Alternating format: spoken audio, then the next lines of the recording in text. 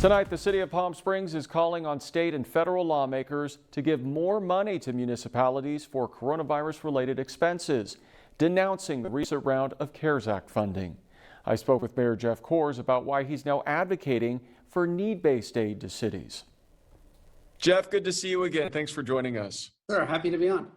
First off, tell us about the letter the Palm Springs City Council recently sent to state and federal lawmakers about CARES Act money. Sure. We sent a letter regarding how the state of California decided to distribute the $500 million they received in CARES Act funding. We had requested that they look at actually the impact of COVID on each city. It's easy to tell the loss of revenue and make the decision based on that. But instead, they decided to do it per person, per full-time resident. And that, of course, is not necessarily fair for cities that have double part-time residents and that are base their revenue on tourism. But that said, if they are going to do it per person, as they didn't do it equally per person. So the federal government said that cities over 500,000 people would get $174 per resident. But the state then gave the next 6, which are part of the group of 13 that works together, the largest 13 cities in the state, and they each got $85 per resident.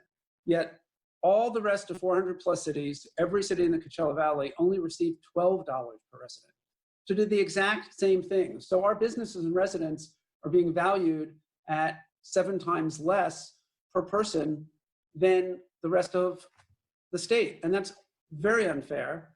Other cities are able to use this money to do rent relief and provide PPE for businesses and build parklets, and they're providing internet for low-income residents, and they're investing in minority-owned businesses. They're spending money on arts and culture and all those things that our cities can't. And just as an example, in the county of Riverside, the city of Riverside has 330,000 people. So they received $85 per person. All the 9 cities in the valley actually have 60,000 more people than Riverside, yet combined, we received under $5 million total. So $28 million for the city of Riverside, and even though we have more people, we only received $4 million. The city of Palm Springs received $600,000. We have a projected $48 million deficit next year. The city of Riverside, $28 million. They have a $28 million deficit projected for next year. So even though they're 7 times bigger, they receive 50 times more funding. So of course, bigger cities will get more money because they're bigger, but if it's per person, it should be per person. And that's not what happened here. The largest cities did this. They were able to get this funding, and good for them. I'm not criticizing them for getting it, but the legislature and those committees that make these decisions are led by people from the bigger cities. But most residents don't live in those cities. And it's totally unfair to our businesses and residents that we're not getting the funding to provide them services they need. We're not getting funding when we're doing much more enforcement than many other cities to help us that is under the state order. And so we've reached out saying that this needs to be done equally moving forward. And they need to fix it in the next funding because it really is hurting our residents and businesses and is wholly unfair. And the only explanation we've gotten so far from the governor's office is, well, we really wanted the money spent for homelessness and those cities have more homeless. But if that was true, you would do it based on the homeless point in time count. And then we would be receiving a lot more money than a lot of the other cities. You are really fired up about this. I am, because this is really hurting our residents and businesses. Why are other cities being able to get extra funding for their residents that we aren't? Are our residents only worth $12 when residents in Riverside are worth $85? Is that how the state values us? If it is, that's appalling. It's outrageous and it's unacceptable. So yes, I am fired up. Our whole council is fired up. And I think a lot of the cities are getting fired up about this too.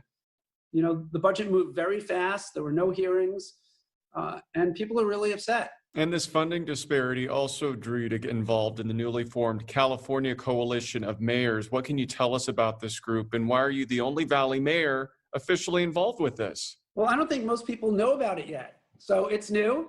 I found out about it because someone mentioned it to me, and I reached out to them, and they're like, yes, please invite other mayors. I did today send out the information to the rest of the mayors. I just joined about a week ago, so I'm brand new to it. So all the mayors now know about it. I don't think they did before. It's primarily Southern California, but there are some from North and Central. It was started by Mayor Fitzgerald out of Fullerton in Orange County. So it's brand new. It's really focused on COVID. So we're hoping to get all the mayors around the state to join, and I'm working on a draft of the letter that will be Riverside County specific, but also one that every city could sign on around the state, because we need the cities and the legislators who represent the majority of California residents in the more than 400 cities that aren't getting our fair share to speak up and join us in this effort. And I've gotten a great response from mayors in the Coachella Valley on how we can work together to do this. Are you hopeful that this letter and all this attention you're generating will ultimately help you get more funding? And again, why is this money so crucial? Well, to your first question, yes, I am. I've already spoken with Congressman Ruiz, Assemblymember Mays. I've reached out to Senator Melendez, who I'm sure I'll be speaking with soon. What we need is a loud voice so that the next time funding is coming forward at the state level, we make up for this difference. And it makes such a big difference because of what you can do with that funding, right? You can use it to provide rent relief for low-income residents. You can use it to provide rent relief and personal protective equipment for businesses and help them make changes so they can continue to operate during this emergency that could go well into next year. Cities are using it to build parklets so restaurants can expand their outdoor space. They're using it to provide internet to low-income residents. They're using it to provide cultural and art programs that you can do online so their residents have that as well.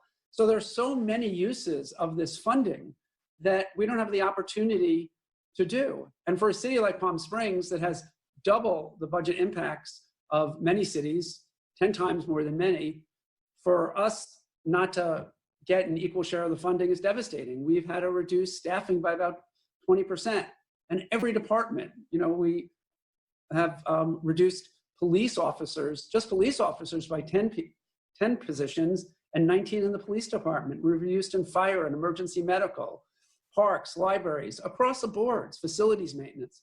This is going to hurt our city, and it's going to make it harder for our economy to recover after the virus because we don't have the same funds that other cities are getting to help their businesses. So we're all in this together, but then we all need to be in it together and be treated like the family that California should be and not give preference to some cities over others in how the funding is being allocated. All right, Mayor Kors, we appreciate your time. Thanks for joining us. Happy to be here. Thank you, Peter.